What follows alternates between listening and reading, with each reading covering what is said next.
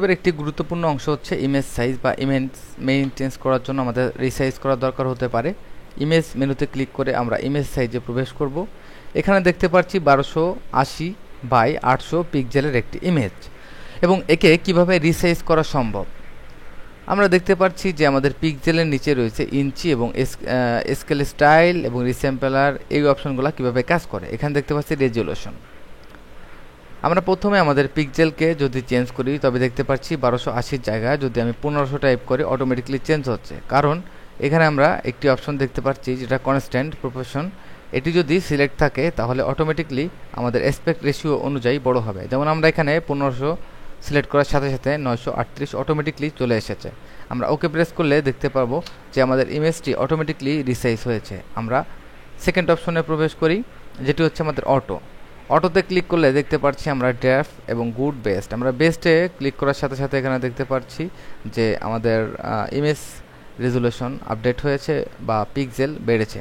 সেক্ষেত্রে আমাদের রেজুলেশন 266 এবং ওকে। আমরা দেখতে পাচ্ছি আমাদের ইমেজটি যথেষ্ট বড় হয়েছে অটোমেটিক।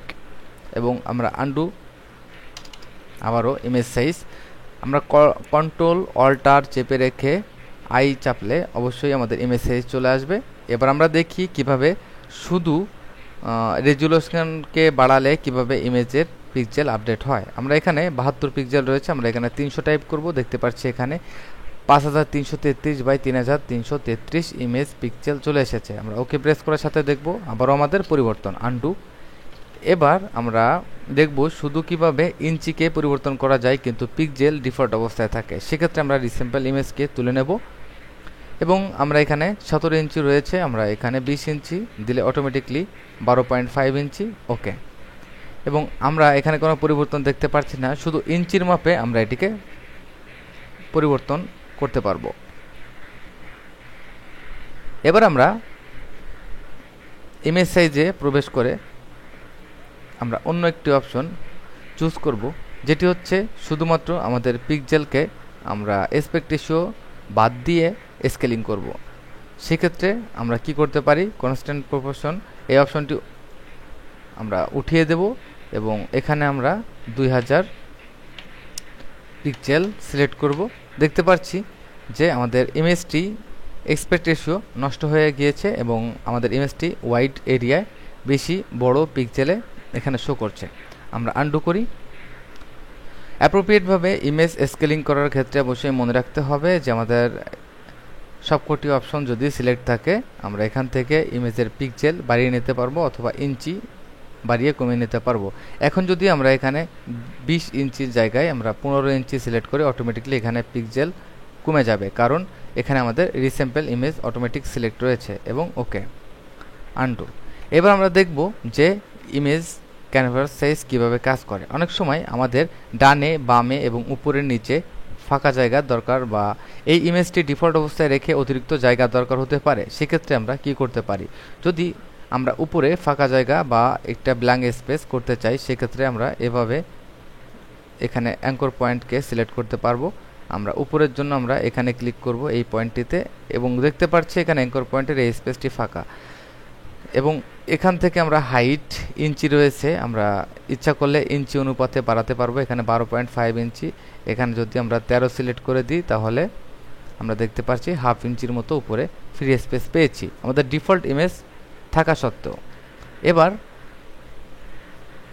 আমরা দেখব যে ডান পাশে কিভাবে ফাঁকা জায়গা করা সম্ভব। এবার আমরা এখানে ক্লিক করে দেখতে পাচ্ছি আমাদের ডান পাশে ফাঁকা জায়গা এবং এখানে আমরা ইঞ্চি থেকে পিক্সেলে যাব। এখানে দেখতে পাচ্ছি 832 পিক্সেল, আমরা এখানে 1000 পিক্সেলে, যেহেতু আমাদের হাইটে যেতে হলে অবশ্যই আমাদের উপরে জায়গা। এবার আমরা ওয়াইডে যাব, যেহেতু আমাদের ডান পাশে এটা ওয়াইডে বাড়াতে হলে অবশ্যই আমাদের ওয়াইড এরিয়ায় প্রেস করতে হবে এবং হাইটের জন্য অবশ্যই আমাদের হাইট এরিয়ায়। তো এখানে 1280, আমরা অবশ্যই হাইটে যাব না ওয়াইডে যাব। 1280 এখানে আমরা 1500 সিলেক্ট করব এবং আমরা দেখতে পাচ্ছি আমাদের ডান পাশে একটি ব্ল্যাঙ্ক স্পেস চলে এসেছে। আমরা আন্ডু করে শুরুতে আবারও দেখি ক্যানভাস সাইজ আমরা দুটি অংশের সমান সমান জায়গা করব। যেমন বাম পাশে আমরা এখানে দেখতে পাচ্ছি যে হোয়াইট 20 ইঞ্চি, আমরা 21, আমরা তাহলে 1 ইঞ্চি ডান পাশে পাচ্ছি এবং বাম পাশে 1 ইঞ্চি করার জন্য আমরা আবারও ক্যানভাস সাইজ এবং এখানে আমরা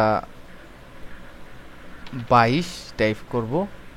আমরা 2 ইঞ্চি দুই পাশে বাড়ালাম। এবার উপরে নিচে 1 ইঞ্চি 1 ইঞ্চি করেই আমরা বিদায় নেব ক্যানভাস সাইজ থেকে।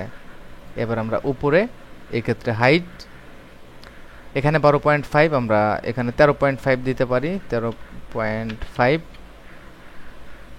উপরে 1 ইঞ্চি এবং নিচে সর্বশেষ ক্যানভাস সাইজ আমরা কিভাবে করব 14.5। আশা করি সবাই ভালো করেই বুঝেছেন কিভাবে ক্যানভাস সাইজ কাজ করে।